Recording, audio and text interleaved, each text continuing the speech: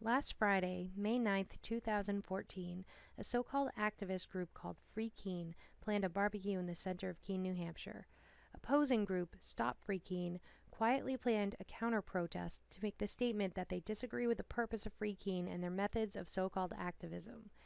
They had agreed to remain silent, and, as expected, prominent member of Free Keene, Garrett Ian, spent the entire 45 minutes talking at them, attempting to bait them into breaking their silence.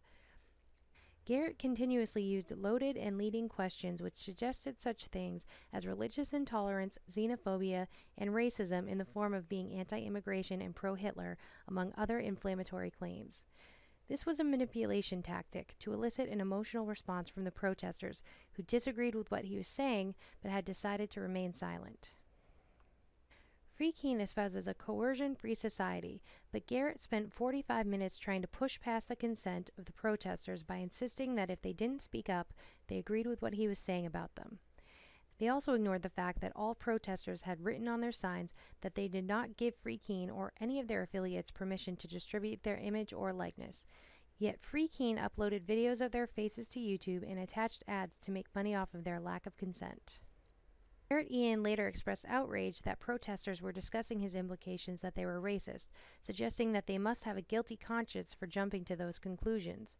However, in the following video, you will see Garrett repeatedly using loaded and leading questions to suggest that members of Stop Free Keene are against Free Keene, not due to their methods of harassment, intimidation, and manipulation, but because the native citizens of Keene are xenophobic and anti-immigration. But it's really sad and really unfortunate, and I think it says bad things about the native population here in Keene, and especially the extent to which there has been xenophobia exhibited against people coming from elsewhere. So Garrett accuses the native people of being xenophobes, which is a person unduly fearful or contemptuous of that which is foreign, especially of strangers or foreign peoples. Now, one of the synonyms for xenophobic is racist. So the fact that we jumped to the conclusion that he was calling us racist is understandable, especially considering what followed.